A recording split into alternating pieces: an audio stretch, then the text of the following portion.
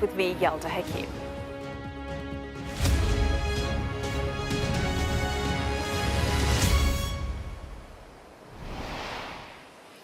Good evening and welcome to this special edition of The World with me, Yalda Hakim, live here from Beirut. And what an extraordinary 48 hours it's been. This is a city which feels like it is under siege. That's because over the course of the last few days, thousands of pagers and walkie-talkies were detonated. Ordinary devices turned into deadly explosives.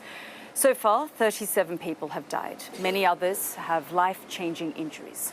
This afternoon, as the Hezbollah leader warned retribution would come, jets flew low over this capital city, causing a huge sonic boom in an Israeli show of force.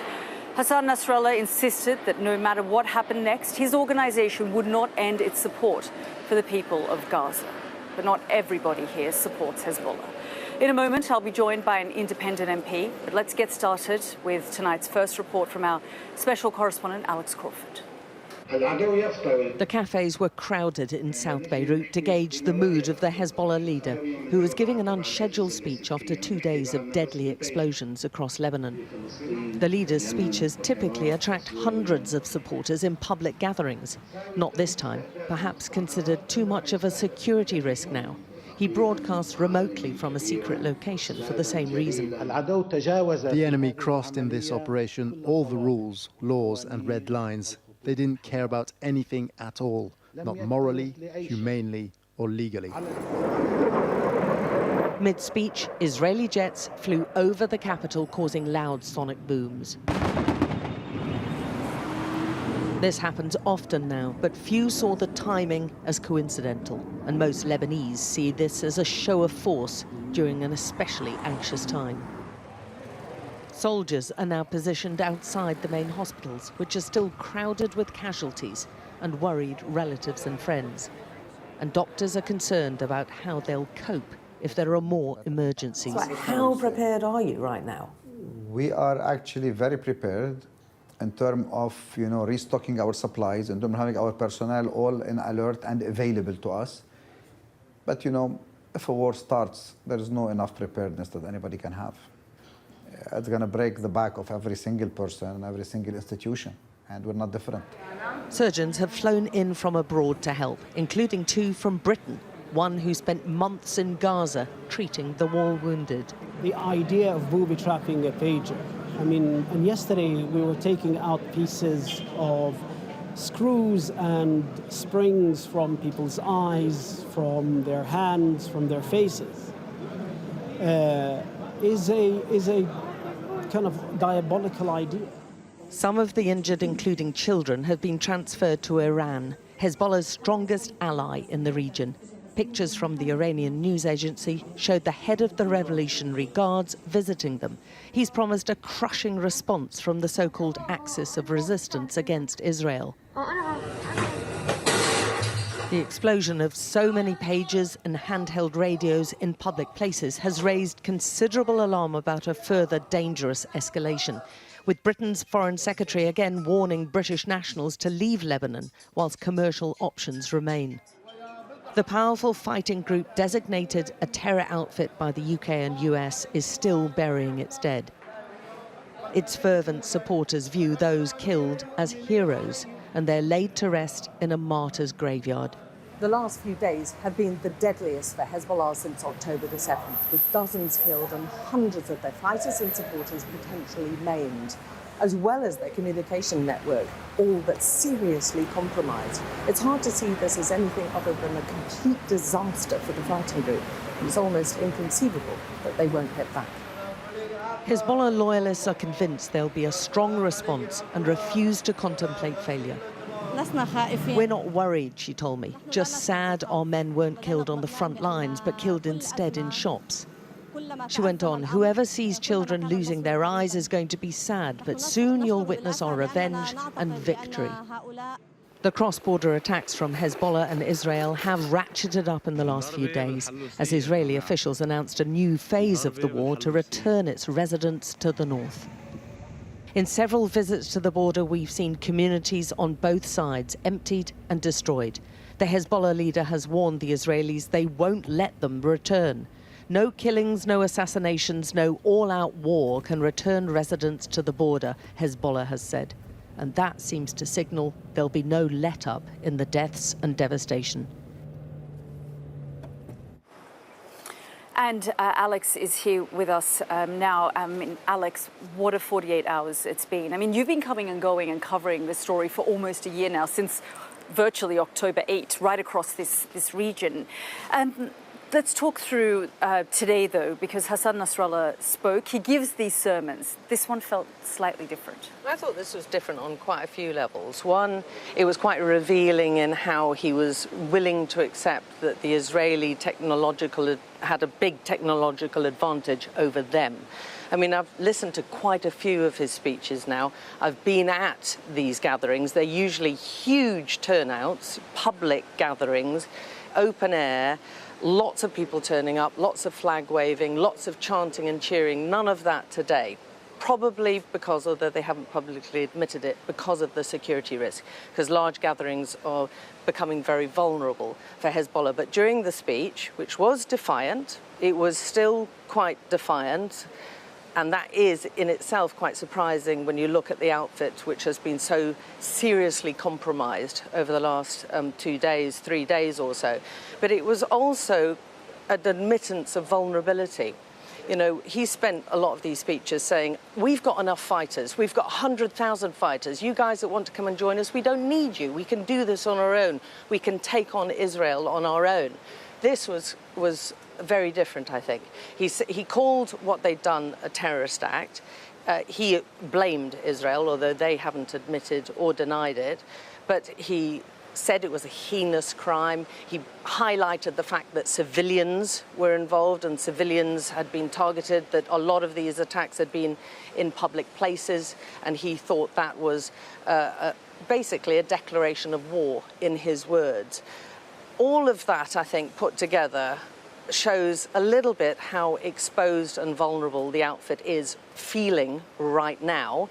But also he went on to say, don't think, we've heard from the Israeli Prime Minister and the Defense Minister, that their focus now in this new phase of war, as they're describing it, is to return their residents to the north of Israel. And he basically said, don't think you're ever going to do that. That is not going to happen under his watch, Hassan Nasrallah's watch. And he said no amount of assassinations, no amount of military intervention, not even all-out war, again his words, will let us, Hezbollah, let you return your residents to the north. And that is not good news for anyone in this region. Not at all. And let's talk about the mood and the feelings here. It's fair to say people are terrified here tonight. You know, I don't think that's surprising. I mean, we've had 2 days of handheld radios. We were at one of the funerals yesterday where we heard this sound, this explosion. People started running. Women with kids who were at the funeral were crying and dragging their kids along. And there was panic, and you start to think, well, everyone's got a phone. You know, who's holding one of those handheld radios? Are they next to you? And that's what ordinary people in Lebanon are feeling. And there's a lot of edginess, a lot of anxiety from Hezbollah officials, supporters and followers, especially when they're around media folk like us who are using phones. Sometimes you're broadcasting on your phone, and they feel that is, I mean, again, we're at another funeral today. My colleague again got stopped taking pictures using his mobile phone because they immediately think that's a tracking device. You're bringing in, you know, more I don't know what they're thinking. Them, I guess that's why they were using the pages. Exactly. And of course, during Nasrallah's speech, just finally, we had Israeli jets flying over, causing sonic booms. And again, that was seen, I think, by a lot of Lebanese people as quite intimidatory and, again, more frightening for them. Indeed, very much so. Alex, grateful for all of your reporting. Thank you so much. Well, we've been talking a lot about Hezbollah and what the group is, but let's just speak a little bit about and remind you of what exactly and who they are and what they actually believe in. It's the most powerful armed force in Lebanon, formed in the 1980s by Iran to oppose Israel. One of its primary goals is the elimination of the State of Israel. The cleric Hassan Nasrallah has led the group since 1992 and has close links with Iran's supreme leader Ayatollah Ali Khamenei. Hezbollah is one of the most heavily armed non-state military forces in the world. And Nasrallah claims, as Alex was just saying there, that they have 100,000 fighters, but independent estimates suggest it's more between 20,000 and 50,000. Analysts believe it has both unguided and guided missile capabilities of striking deep inside Israel. The group has been designated a terrorist organization by Western states, Israel, Gulf Arab countries, and the Arab League. Well, joining me now is independent MP here in Lebanon, Mark Dow. Mark, thank you so much for joining us here on the program. Thank you for having me. We're just hearing there from Alex, who was talking about just how terrified and how concerned people are here this evening in Lebanon and across this country. You heard Hassan Nasrallah's speech. We've also heard from the Israelis as well. What do you think is going to happen next? Because that really is the big question. I think all the options are on the table because obviously the Israelis are determined to escalate the situation. They are leaving no level or violation or crime that they can commit that they're not committing. At the same time, Nasrallah is adamant to keep on unilaterally dragging Lebanon by the use of force into a war that he claims is in support of Palestine, but the reality and the price that Lebanon is paying is massive, whether economically, whether in terms of life, destruction, number of refugees. So Lebanon is suffering because of the regional power dynamics and the military confrontation that has been imposed by Hezbollah on the Lebanese state and people. And I think that escalation, if that continues, because it's just been going up in intensity, and obviously as things move forward, it becomes even more riskier because no one is willing to take a step back, and there is no... Did you sense, though, vulnerability? Because Alex was saying there, Hassan Nasrallah, it was a fine sort of, he had to tread things carefully, didn't he, today? He had to show force and defiance, but at the same time, they are vulnerable. They have been exposed. Hezbollah, I'm part of the opposition to Hezbollah in Lebanon, and their major argument is the Lebanese army cannot defend Lebanon. We're the only military force capable of defending Lebanon and having a deterrence capability against Israel. That failed in the last 2 days. So they just lost their strongest argument. That was basically their deterrence, and they can match Israel in terms of military competency in war.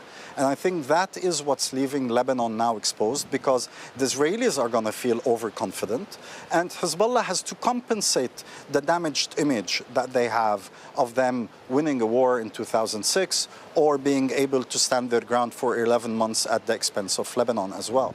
So I think in both cases, Hezbollah's infallible image that they can win or they're ready for this war has been seriously damaged. And this is why I'm afraid they will become desperate, the Israelis will become more confident, and Lebanon and the Lebanese will pay the price. So you do think that we could potentially see, and we're staring down a third potential Lebanon war? I think that is on the table, and this is where international pressure, stopping support for Israel to escalate.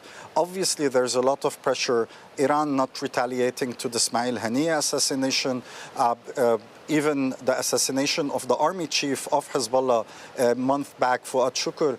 The retaliation was very weak, and everyone realized that Hezbollah is taking a step back. Khamenei recently just said that we want to do a tactical retreat. So obviously, Iranian pressure, which is highly influential on Hezbollah, is basically saying, contain it. Now we need the international community to take forceful action against Israel, especially in the Friday meeting of the United Nations Security Council. This is an opportunity to hold Netanyahu back from dragging the region into another long year of wars if this starts, because Lebanon will be destroyed, and we just saw the genocidal murders in Gaza. We don't want to see that in Lebanon. Do you think, though, that Israel on some level is itching to resolve this issue with Hezbollah. They have had people displaced, living in shelters for almost a year. Almost 60,000 Israelis have been displaced from the north. There's been daily rocket attacks. Do you think they're thinking, let's resolve this issue by having this phase 1, 2, and now potentially a phase 3 could be coming? If they confirm their commitment to United Nations Security Council Resolution 1701, which basically says a demilitarized zone in South Lebanon, except for the Lebanese army and the United Nations Security Force, then I think, yes, within that framework, we can get to a political solution that will allow for a cessation of hostilities, as the resolution says. And I think that is where we need to go. And the Israelis have to confirm that to the US negotiators. And I think Israel, Hezbollah, has in Lebanon to seek to give full support to the Lebanese state and to parliament, so the legitimate organizations and government representatives of Lebanon have full ability to actually call the shots, whether war, peace, or application. By Hezbollah unilaterally continuing to take military action, they are undermining the ability of a diplomatic solution through the state. Okay, Mark Dow, independent MP, thank you so much for sharing your thoughts here this evening with us.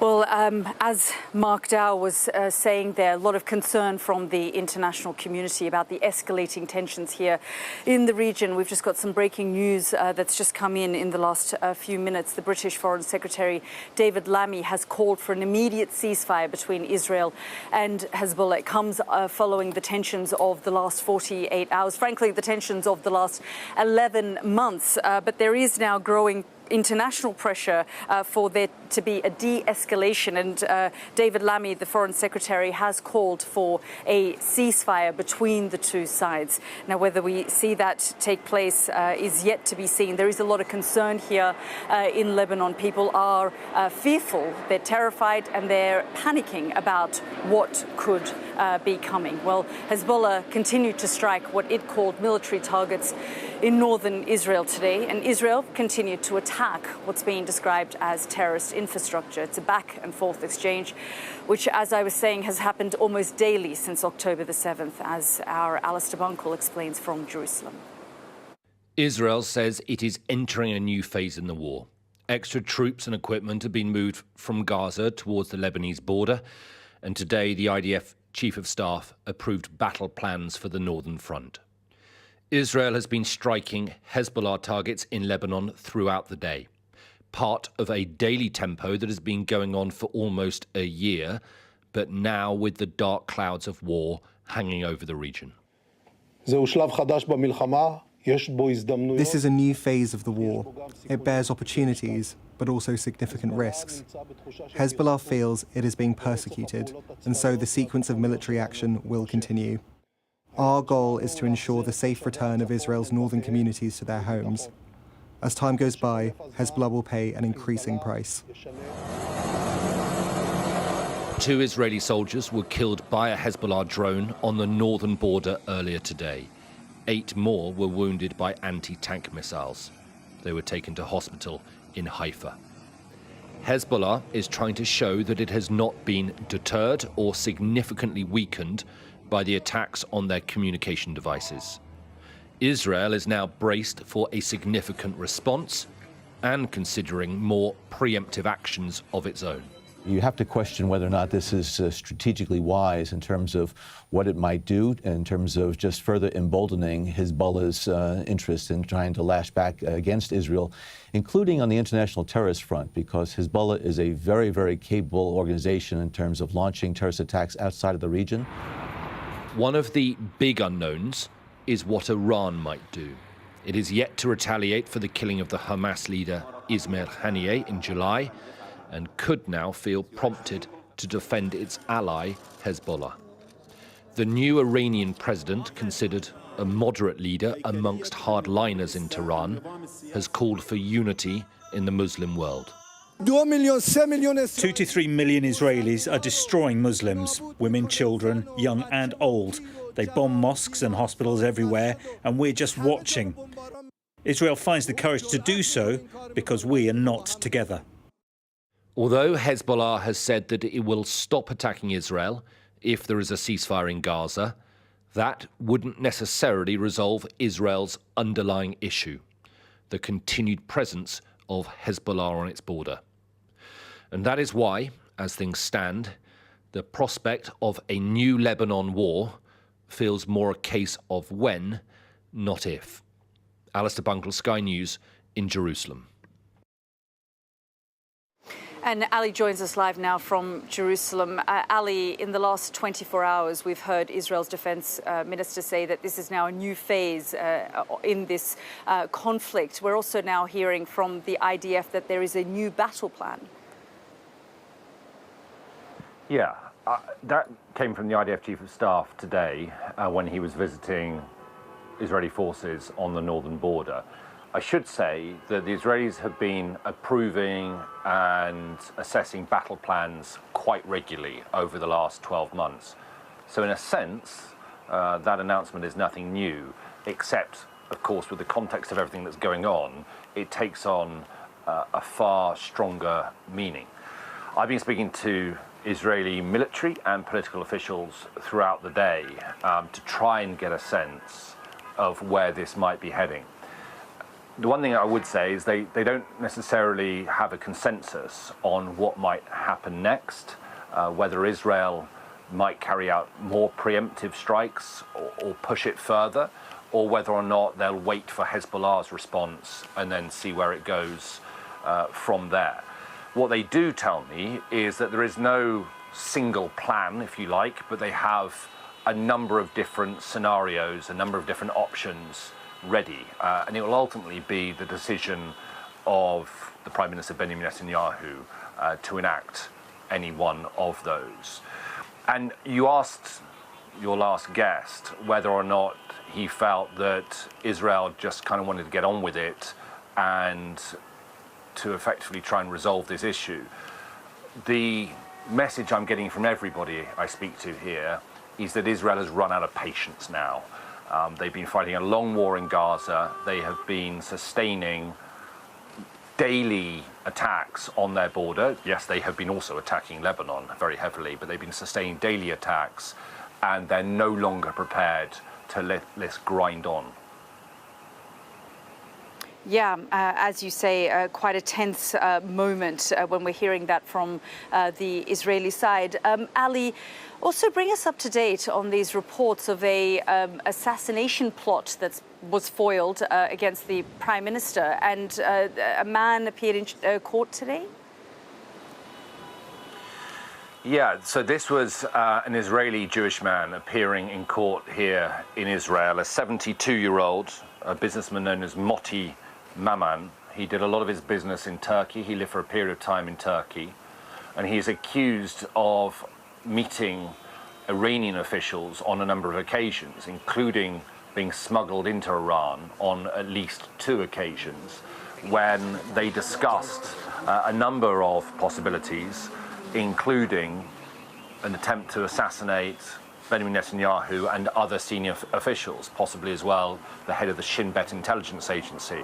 According to reports, they also discussed whether or not he could take photographs of crowded places and perform other actions for Iran. So he is accused of spying for Iran. He denies this.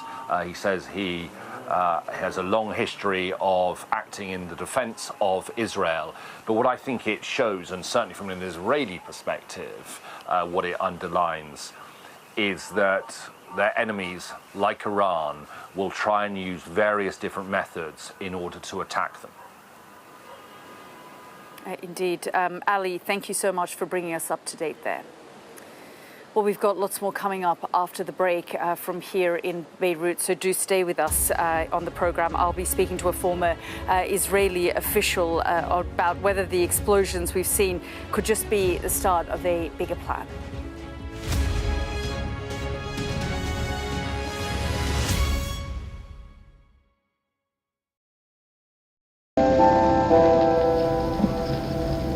I'm Stuart Ramsey, and I'm Sky's chief correspondent. An enormous explosion that's just come down. I think it was a monster just landed in between us. hundreds and hundreds of people hoping to get north, ultimately to get to the United States. It's a border where they're not welcome, yet they keep coming.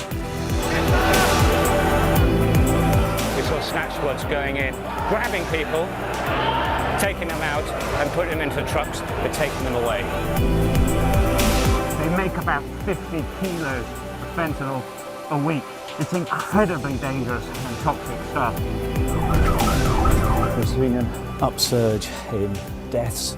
The fighting between the gangs is getting more and more vicious. Is this now all your territory? Yeah. The battlefield is outside the barricades, which is over there. This is much more like a normal town. It's really sending a clear message that Venezuela is eager for change. We're being crushed. Free from wherever you get your news.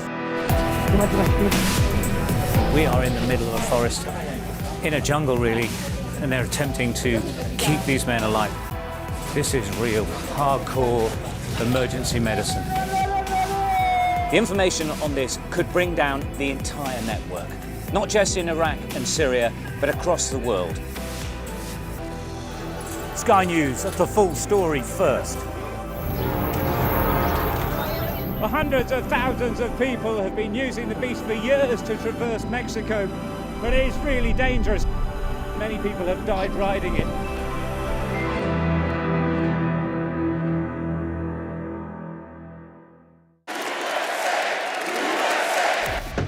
I say, bring it on. With America divided and tensions running high, get ready for an election like no other.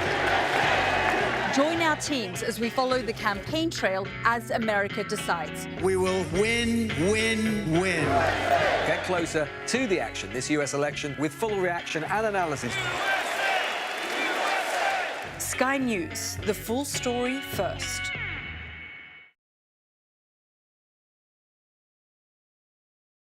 Our app gives you the very best of Sky News wherever you are.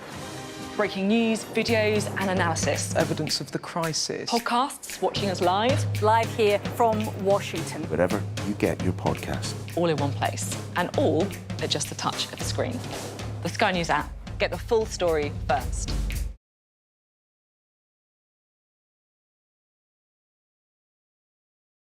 There's always more to the news than a headline. We want to discover, to delve a little deeper, to find out what's really going on. Explanation, analysis, the people at the heart of every story. I'm Neil Patterson, and this is the Sky News Daily Podcast. So, by the end, we'll hopefully all understand what's going on in the world just that little better. Available wherever you get your podcasts.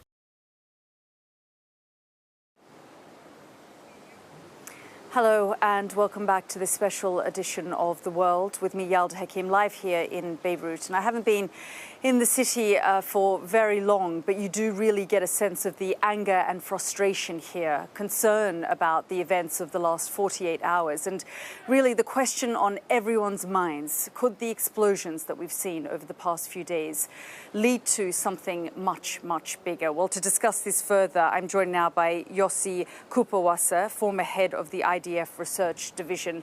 Thank you so much, Mr. Kupawasa, for joining us here on the program. There is a lot of concern here. People are worried in Beirut this evening. But on the Israeli side, just give us a sense of, what the mood is, what the feeling is, and what the plans may be going forward. Well, good evening. The feeling here is that Hezbollah is suffering, and everybody is pleased with that. They paid a heavy price for trying to harass us and to cause us a lot of damage throughout the last year. And that Hezbollah has to take into account that this is not the end, and more is coming if they don't stop this ongoing attrition of Israel's population along the northern border as soon as possible. And if this is not going to work...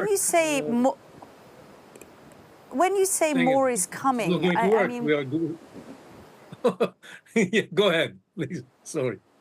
No, I mean, when you say that this is not the end, more is coming. I mean, what do you mean exactly by that? Because we have heard that from the security and defense establishment in Israel, that there is, frustration on their part because they want to either resolve this one way or another. Yes, and I mean, more is coming. It can be more rabbits out of the head of somebody who's attacking the Hezbollah operatives in all kinds of interesting manners. Or it may happen that Israel will have to take harsher steps along the border in order to make sure that the price Hezbollah pays is so high that they would rather put an end to this war. And everybody in Israel is going to be happy to see that coming to an end. That's what we want. We want to see the population of the communities along the border going back to their houses, to their homes, and live there in safety. No doubt, the security intelligence community, the defense community would have listened very carefully to what Hassan Nasrallah said today. He was defiant, but, he didn't necessarily declare all-out war. He said some red lines had been crossed. How would you assess and analyze what he actually said? Well, I think Nasrallah, on the one hand, feels very frustrated and humiliated, and feels the pain that his people are suffering. And this was a show of weakness on behalf of Nasrallah, because everybody around looks at him and says, is this the big Hezbollah, the jewel in the Iranian crown? They seem to be very poor. And so he has to explain that in spite of that, they are not going to change their policy, not on the issue of the solidarity with Gaza, not on the issue of going on with their fight. And the infrastructure was not hurt dramatically and so on and so forth, although he admits that they suffered a heavy blow. But at the same time, he is committed to retaliate, but he doesn't know how to retaliate, because he wants to retaliate on the one hand in a way that outsmarts Israel, just like what everybody thinks Israel outsmarted him. And he wants to do something that's going to be painful to Israel. But at the same time, he wants to do something that would not be seen as an excuse for Israel to go to an all-out war against Hezbollah with American support. In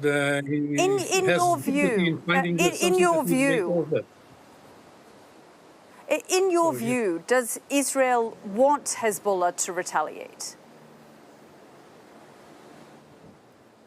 Israel doesn't want Hezbollah to retaliate, but Israel is ready to take advantage of any retaliation by Hezbollah, either by foiling it or by using it in order as an excuse to move forward and carry out a ground operation. Nasrallah said that he's waiting for this, he's going to be very happy if this is going to happen, but of course the truth is just the opposite. He understands that he has very much to lose if Israel moves on the ground, and he wants to deter Israel from doing that by speaking the way he did. And I think that we might end up, if Hezbollah operates in the wrong way, we might end up with a ground operation, yes. Well, we're thankful that we're grateful that you've joined us, Mr. Yossi Kopowasa. Thank you very much for joining us. Thank you. We've got lots more coming up after the break. Do stay with us because we look at the mounting international pressure on both sides for there to be some kind of resolution and ceasefire. Stay with us. Lots more coming up.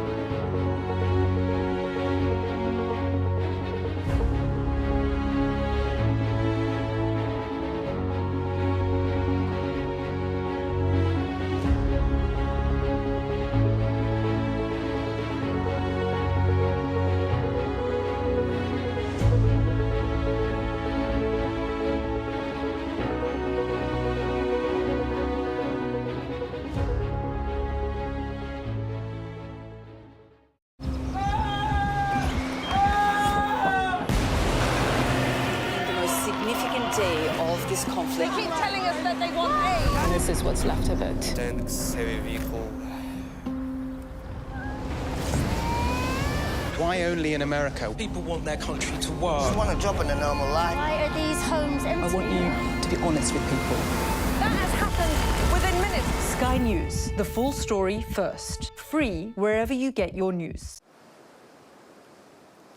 Welcome back to Beirut. Well, as we've been reporting, there is growing international concern around the developments here in the region over the past few days. In the last few minutes, David Lammy, the Foreign Secretary, has been speaking in Paris, and he has called on both sides, both Hezbollah and Israel, to de-escalate the situation and called for a ceasefire.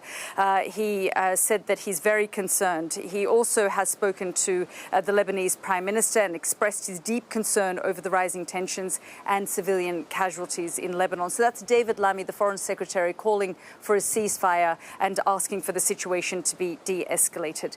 We've also heard from the US Secretary of State, Antony Blinken, who has continued to maintain and has said again that diplomacy is the only way forward. Have a listen.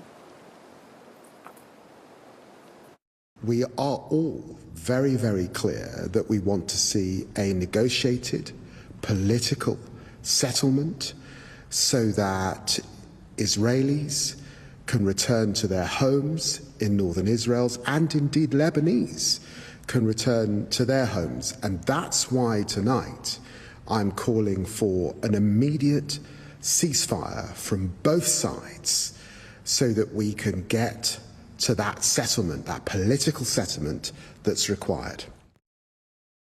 There is a real problem that needs to be resolved when it comes to northern Israel and southern Lebanon, and that is the fact that since October 8th, Hezbollah has been firing rockets into Israel. Israel's been firing back. The population in both northern Israel and southern Lebanon has had to flee their homes, and we all want to see them be able to go back to their homes, and that requires a secure environment. France and the United States believe strongly and are working together toward a diplomatic resolution and an agreement that would create the conditions for security that would allow people to return to their homes. With hearing there from both David Lammy and Antony Blinken, let's bring in our James Matthews, who joins me from Washington. And James, this is the sort of language that we've continued to hear over the course of the year. And despite these calls for a ceasefire and attempts to bring all sides to the negotiating table, I mean, frankly, you do get a sense of the limitations, certainly on the part of the Americans, and the amount of pressure that they can put.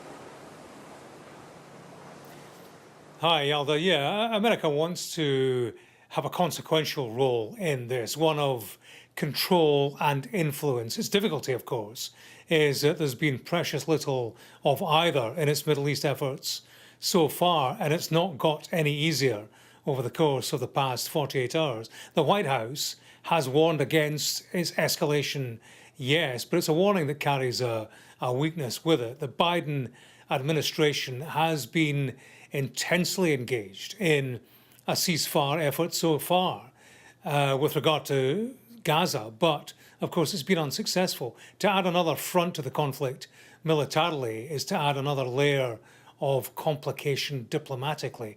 America's fully aware that for Hezbollah to enter the fray in full, Israel is facing a much stronger opponent than Hamas, and that brings it a stronger chance that the United States and others are pulled into conflict. Much will depend on retaliation, if and when that happens, and in what form it takes place. All players in this know the actions that would signify a serious escalation. The question at the heart of it, not for the first time, is who has most to lose?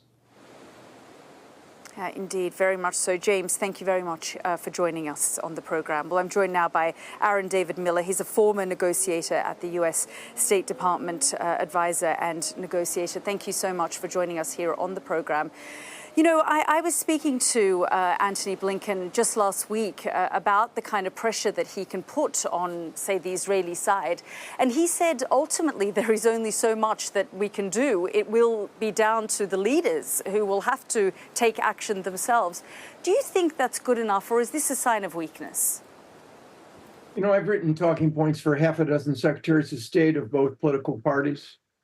The reality is, if you look at even modern Middle Eastern history over the last 50 years, the reality is the region is littered with the remains of great powers or strong powers who wrongly believed they could somehow impose their schemes, their dreams, their peace plans. I have participated in more than a few on smaller powers. And there's a reality. The so-called international community, let's be very clear here, it's divided, it's distracted. The 5 permanent members of the Security Council have been involved, the Russian, the Chinese, and the Americans. One's a peer competitor, China. One invaded Ukraine in February, we're at odds with the Russians. So the notion that the international community is going to act in any concerted way, I think, frankly, is a thought experiment. The sad reality is that this particular pocket of this angry region, Hezbollah, Hamas, the Netanyahu government, and Iran, are led by 4 individuals who, when it comes to leadership, are not the sorts of leaders you are going to entice into a clever or even a wise diplomatic arrangement to diffuse tensions. The region right now, or at least this corner of it, is in the hands of Hassan Nasrallah, Yahya Sinwar, the supreme leader Khamenei in Iran, and the most extreme right-wing government in the history of the state of Israel. So our expectations here are low. One final point that is important, though. Until now, 11 months in, risk aversion has prevailed on the part of Hezbollah, Iran, mostly on the part of the Israelis as well. The question now is whether or not that risk aversion is no longer appropriate, and what we're dealing with is a new risk readiness, forced, I think, on the issue of how Nasrallah is going to respond. And the Israelis have given them a choice. Either you agree to some sort of diplomatic off-ramp, which the U.S. is perfectly prepared to offer, and it's actually not a bad solution to the problem of southern Lebanon, or alternatively, you can respond, but if you do so in a way that crosses our red line, we are going, you heard Yossi Kuperwasser, we're going to take advantage of it. Yeah, absolutely. Yes, and I guess, the question that I can put to you is, what do you think will happen next? I think that until today, I was pretty convinced that the same kind of risk aversion that has motivated the Iranians and Hezbollah would continue to prevail. Because Hezbollah's high trajectory weapons, the 150 to 200,000 in their rather formidable arsenal of varying ranges, precisions, and lethalities, are not there to defend Hamas. They're there as a contingency should the U.S. or Israel strike Iran's conventional or nuclear facilities. So Nasrallah has to make a calculation. Is he ready now to expose his organization, whose comms has just been completely penetrated and undermined? Is he ready for a major Israeli ground operation right now?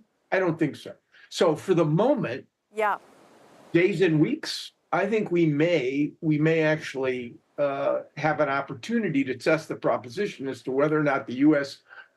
and Hezbollah and Israel are ready for some sort of diplomatic settlement. Given the pictures where you are right now, hard to imagine that Nasrallah is simply going to roll over. Aaron David Miller, thank you so much for joining us. Thanks for having me. Well, stay with us. We've got lots more coming up after the break, including what the mood is like here in Lebanon. Stay with us.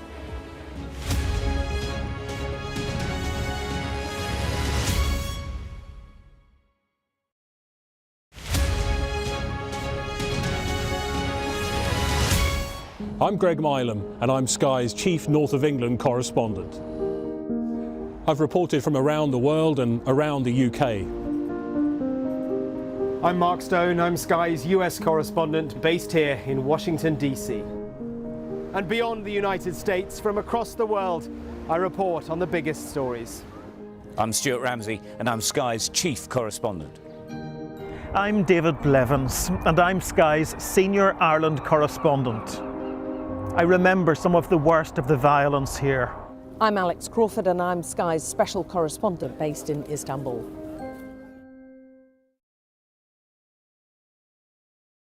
Trust in politics is at an all-time low. What's going wrong, and can we fix it? It's from Liz. She wants to know, why is there still no sign of the Labour Party electing a woman as leader? It's sort of embarrassing. You know, it takes a very strong man to be leader, but it takes an even stronger man to support a woman for leader. If you want to be mean to politicians, like, crack on. The activists that go out and make elections happen, I kind of feel like just don't be horrible to them. Be polite to them in the same way that they're polite to you. Keir Starmer has got us into government with a big majority. He was completely clear before the election that he wasn't going to be able to do the two-child benefit policy, but I wouldn't be surprised if it isn't an early thing that comes along. I went up to Gordon Brown and said, hello? No, yes, where is it? I said, found all these Tory candidates breaking land. Let me see it, let me see it. This is brilliant, brilliant. Either way, he's a Boris Johnson, just for the record, would say he's not a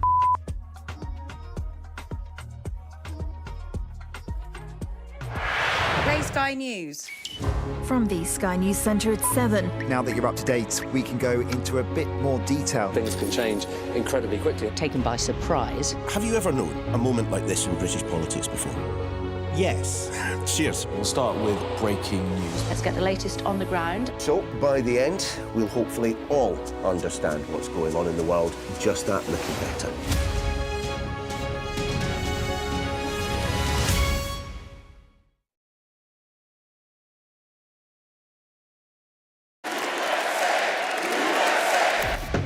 I say, bring it on. With America divided and tensions running high, get ready for an election like no other.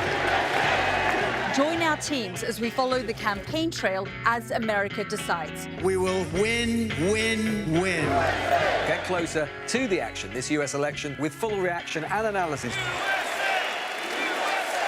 Sky News, the full story first.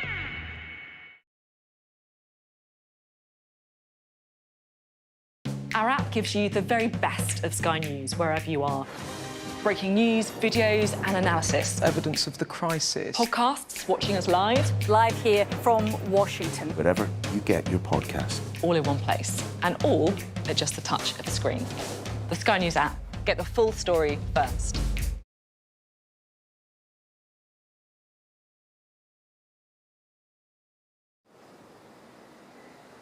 Welcome back to the programme. I want to get a sense now of the public mood here in Lebanon and in Israel. Well, joining me now is Olivia Leopoldován, head of News for Orient Today, a news service based here in Beirut. And joining us from Jerusalem is a reporter for the Times of Israel, Leza Berman. Thank you both for joining us here on the programme. Olivia, I'll come to you first. The last year, frankly, has been difficult for the people of Lebanon, but the last 48 hours has been particularly tense. Correct. I mean, for about 12 months, this country has been worn down by this conflict, which has been relatively contained to the south with a couple of occasional events in Beirut, but certainly the last 48 hours have changed things significantly. I would describe people here as being on alert. You know, we've seen scenes, for example, of people suddenly throwing their phone on the floor because there was panic that maybe something was going off, people being very sensitive to sounds, because obviously we don't know the scale of this and if perhaps there could be more devices out there that have been tampered with. And also this is just a type of attack that is without precedent. Hezbollah is not used to dealing with something like this, of this nature, of this sophistication, of this scale, and certainly the same in terms of the Lebanese government. And this in the context of 12 months of attritional conflict whereby people just want it to end. The majority of the population here in Lebanon do not want war, but unfortunately tonight, as it stands, it looks like we are potentially on the brink of something more serious. Yeah, let's bring in Leza, who joins us from Jerusalem. Leza, I was in Israel about a week and a half ago, and while it does feel like a country that is in crisis, life does also continue as normal. Yeah, I would agree with that, Yalda. If you would have walked with me through Jerusalem, just as I did tonight, we would have walked through a wine festival with a live band that Jerusalem mix of Orthodox Jews, Palestinian Muslims, secular Israelis, tourists. We're all out there having a good time.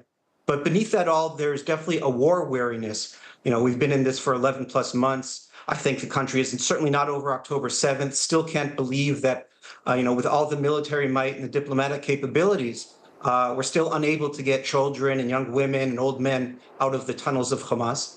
And that's not to mention the 60,000 plus that lived on that Lebanese border that are not in their homes and really have no prospect of getting back anytime soon.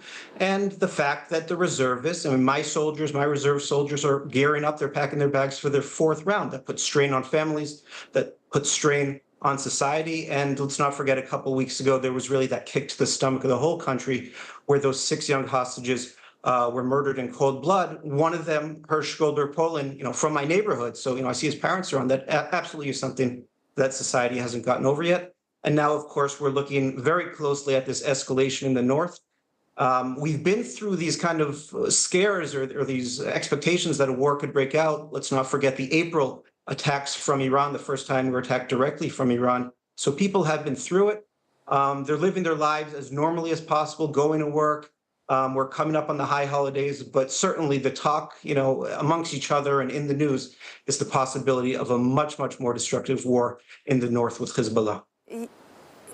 Yeah, exactly. And I'll just bring in Olivia. That's the point that Laser was making there as well. People are wary of what's going on, but certainly here in Lebanon, they know that this could escalate and change very rapidly, quite quickly for them. Yeah, absolutely. People still have the living memory of 2006, the 30-day war against Israel, very much in living memory. And also, I think it's important to explain that we have had this rhythm of escalation, de-escalation, but certainly the scale is different. More than 3,000 people injured, about 10% of those with life-changing injuries. The images as well, the optics are important. It's as much a psychological war as it is a physical one. And the optics of videos of hospitals crammed with people with potentially life-changing injuries, blinded, mutilated hands. This is deeply concerning, and the pressure is on Hezbollah among its members for a response. But the problem is, the Hezbollah, they are pretty limited in what they can actually do, because whatever they do could drag this whole entire region into an outright war. Just briefly, Olivia, are you getting a sense that people are starting to leave or thinking about leaving? There has been a surge in the last month of people leaving. Potentially in the next few days, if the rhetoric rises on the Israeli side, we can expect to see more of that. Already plenty of foreign embassies have given warnings to their foreign citizens here and dual nationals to leave, like we heard tonight from David Lammy, the UK Foreign Secretary. So yeah, unfortunately, we can expect more of that. Olivia, Laser, thank you both for joining us here on the programme. Well, we'll have much more over the course of the next few days here, live from Beirut.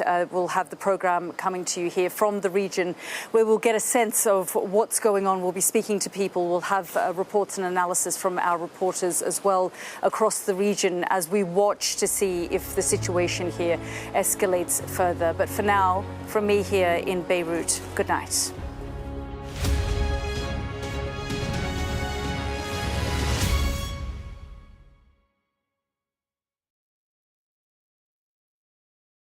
There's always more to the news than a headline. We want to discover, to delve a little deeper, to find out what's really going on. Explanation, analysis, the people at the heart of every story. I'm Neil Patterson, and this is the Sky News Daily Podcast. So, by the end, we'll hopefully all understand what's going on in the world just that little better. Available wherever you get your podcasts.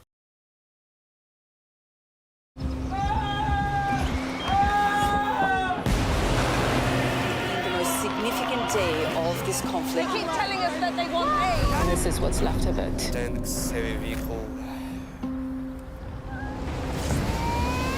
Why only in America? People want their country to work. You want a job in a normal life. Why are these homes empty? I want you to be honest with people. That has happened within minutes.